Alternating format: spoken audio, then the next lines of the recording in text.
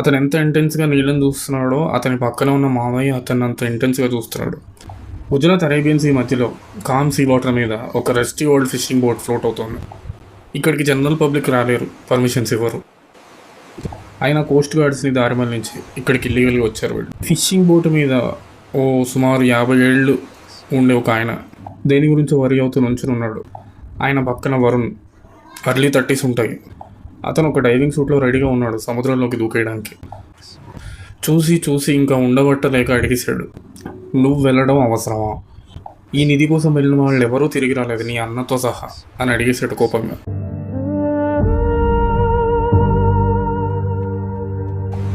మీ అన్నదమ్ములతో వచ్చే ప్రాబ్లం ఏంటో తెలుసా అని ఆయన ఫైర్ అయితే, నేనెందుకు వెళ్ళాలో తెలుసా? ఒకవేళ ఫేట్ రివర్స్ అయ్యి నేను కనపడకుండా పోయి ఉంటే తప్పిపోయిన తమ్ముడిని వెతుక్కుంటూ ఎక్కడికైనా వచ్చి ఉండేవాడు మా అన్నయ్య. అది సముద్ర గర్భంలో మునిగిపోయిన ద్వారకా నగరం అయినా సరే.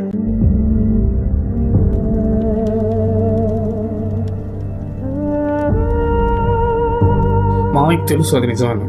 అయినా సరే ఆయన మళ్ళీ వాదించాడు, ఇలాంటి రిస్క్ ఉంటుందనే నేను మీ అన్నని కూడా ఆపడానికి ట్రై చేశాను. కానీ మీ అన్నదమ్ములతో వచ్చే ప్రాబ్లం ఏంటంటే, మాయ మనం ఇల్లీగల్ ట్రెజర్ హంటర్స్, ఎన్ని డేంజరస్ ట్రెజర్ హంట్స్ చేసి ఉంటాం మనం ఎప్పుడు దేనికి భయపడలేదు, కొత్తగా భయం ఊరిపోస్తున్నాం ఏంటి?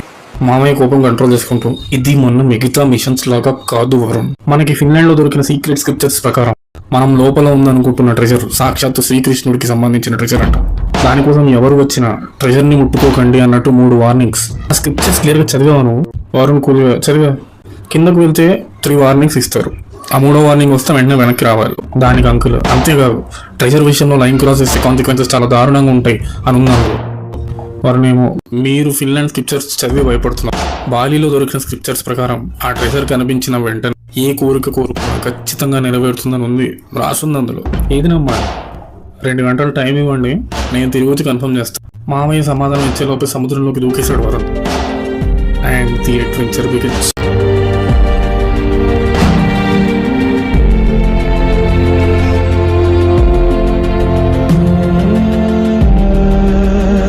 అయినను పోయి రావాలి ద్వారక.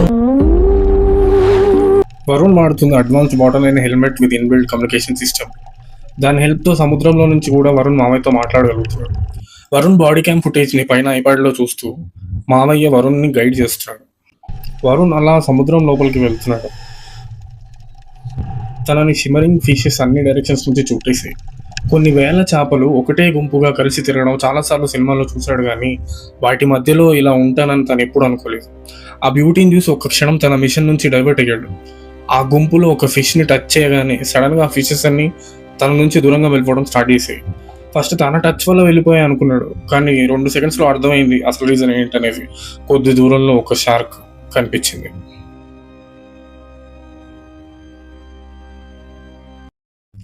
అది చూడగానే ఈ స్పాట్లో షార్క్స్ ఉండవే అనుకున్నాడు వరుణ్.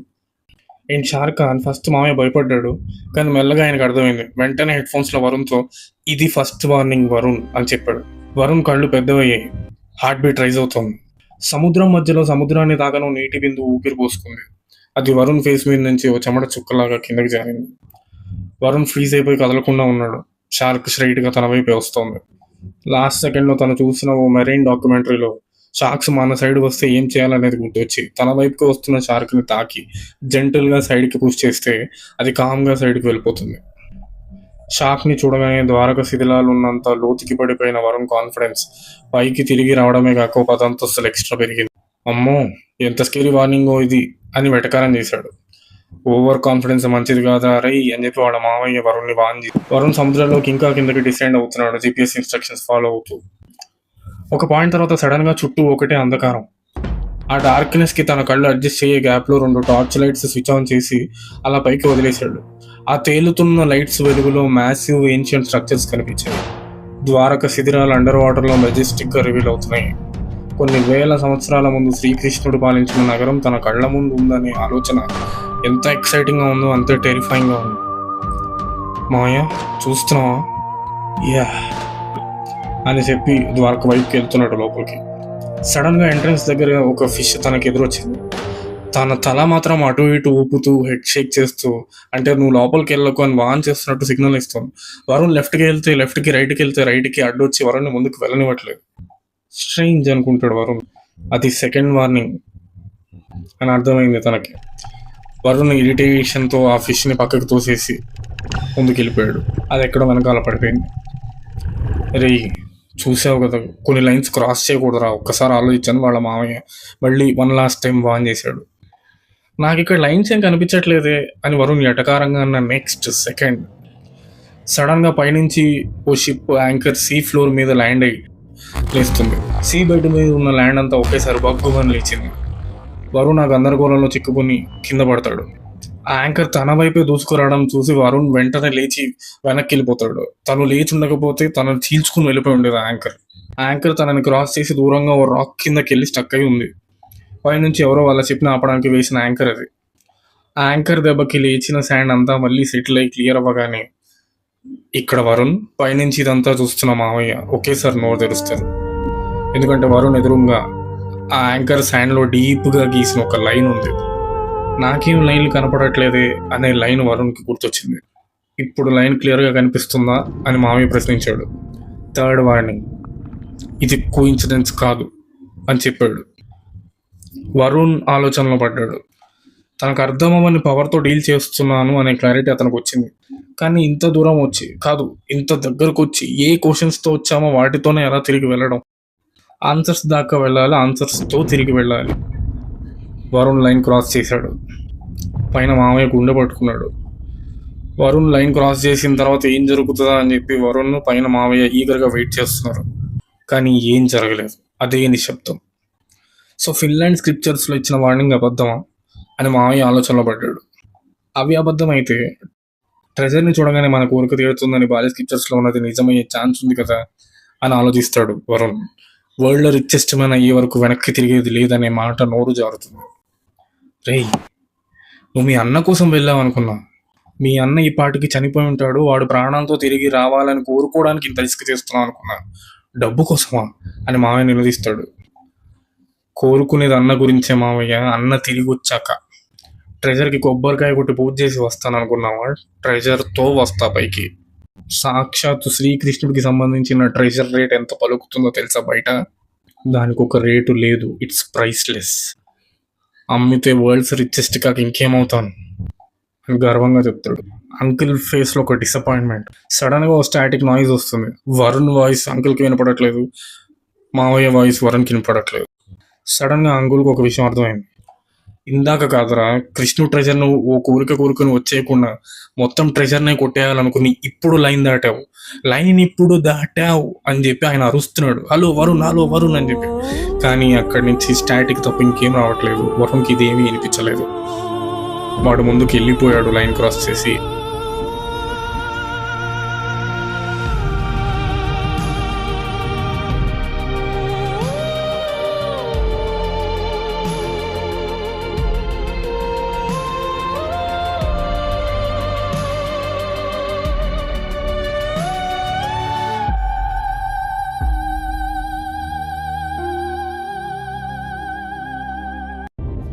వరుణ్ అండర్ వాటర్లో పెద్ద భవంతిలోకి ఎంటర్ అవుతాడు. అక్కడ దూరంగా పాడైపోయిన సింహాసనం ఒకటి కనిపిస్తోంది. ఏన్షియంట్ థ్రోన్, కోరల్స్తో గవరైన థ్రోన్.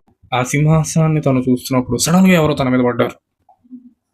చూస్తే వాళ్ళ అన్న వేసుకున్న డైవింగ్ సూట్. కిషోర్. ఆ డైవింగ్ సూట్ అంతా ఖాళీగా ఉంది. లోపల మనిషి లేడు. చుట్టుపక్కల తన అన్న బాడీ కోసం చూస్తూ చేతిలో ఉన్న ఎంటీ డైవింగ్ సూట్ని పక్కకి విసిరేస్తాడు వరుణ్.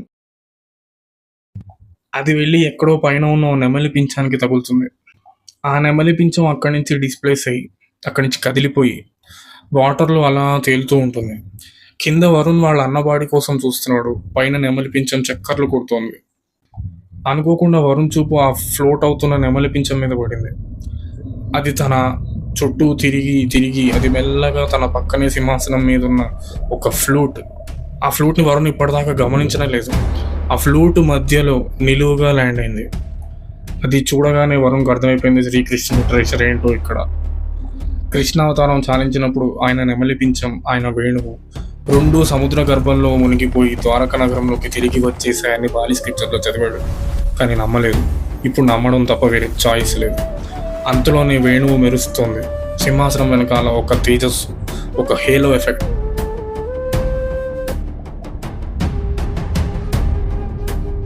సడన్ గా మానవులు చూసి తట్టుకోలేనంత కాంతి ఓ వెలుగు వెలిగి మాయమైపోయింది.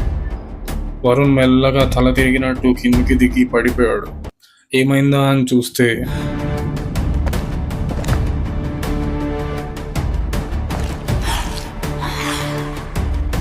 డైవింగ్ సూట్లో వరుణ్ బాడీ బదులు ఓ చేప ఉంది.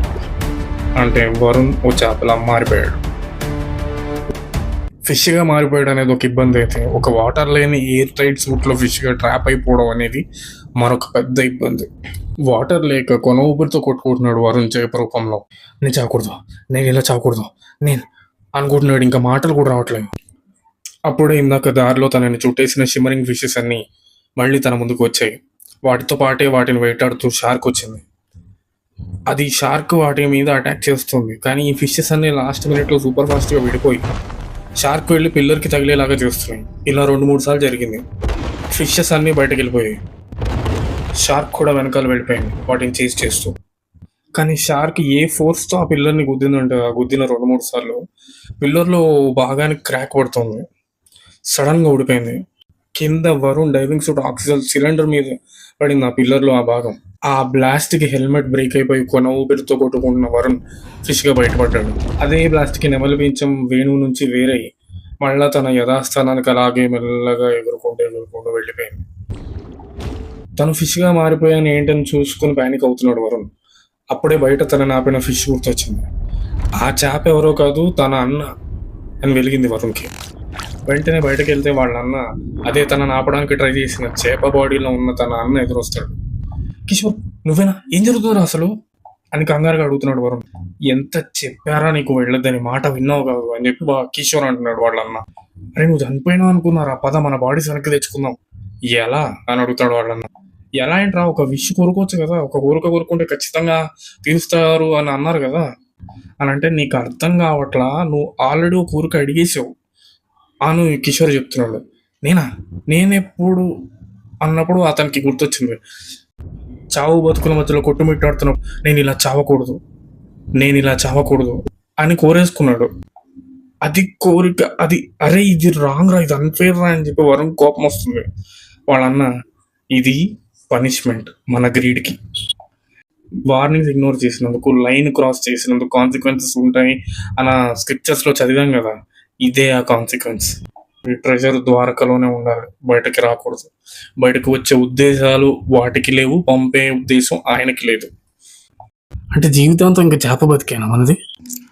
లేదు. ఆ నెమలి పించం ఎప్పుడైతే వెళ్ళి మళ్ళీ ఆ వేణువు మీద ల్యాండ్ అవుతుందో అప్పుడు ఖచ్చితంగా తేజస్సు మళ్ళీ ఉద్భవిస్తుంది. అప్పుడు మనం ఏం కోరుకున్నా ఆ కోరిక నెరవేరుతుంది. బుద్ధి వచ్చింది బాబు, ఈ ఎదవ పనులు ఆపేస్తామని వేడుకుంటే ఖచ్చితంగా మన జీవితంలో మనకు తిరిగి వస్తుంది. నువ్వు అడిగా ఆ కోరిక నెరవేరుతుందని నీకెలా తెలుసా? మొన్న తేజస్సు వచ్చినప్పుడు నేను వెళ్ళి నాకు మళ్ళీ నా వాళ్ళని చూడాలని అడిగాను, అది వెలిగింది. నువ్వు వచ్చావు. మేబీ కొంచెం క్లియర్గా అడుగు ఉండాల్సింది. ఆ నెమ్మది పింఛన్ దానంతటా అది వెళ్ళిపోయేంత వరకు వెయిట్ చేసిన ఓపిక నాకు లేదు. మనమే వెళ్ళి తోసేయచ్చదా అన్నట్టు. అంటే షాక్ కొట్టి చేస్తావు. ఆ ట్రైల్ కూడా వేసా. ఒరే ఇంకా రెస్ట్ ఆఫ్ ది లైఫ్ ఆ నెమ్మది పింఛన్ ఎప్పుడు వెళ్ళి అక్కడ ల్యాండ్ అవుతుందా అని ఎదురు చూసేంత ఓపిక నాకు లేదు. ఈ ప్రాబ్లం ఇప్పుడే ఇవాళ రిజాల్వ్ అయిపోవాలి. ఎలా రా? కిషోర్, దేవుని ఛాలెంజ్ చేస్తావా అని అడుగుతాడు. ఓటమి యాక్సెప్ట్ చెయ్యను నేను. ఈ పొజిషన్లో ఏం చేయగలవరా నువ్వు అని వాళ్ళు అన్న అడిగితే, మావయ్యని పిలుస్తా, ఆయనను లోపలికి పంపిద్దాం అంటాడు వరుణ్. ఆయన లైఫ్ రిస్క్ చేస్తాం, మనలాగా ఆయన కూడా ఇంకో చేప అయిపోవడానిక? లేదు, ముందే మావయ్యని వాన్ చేస్తాం.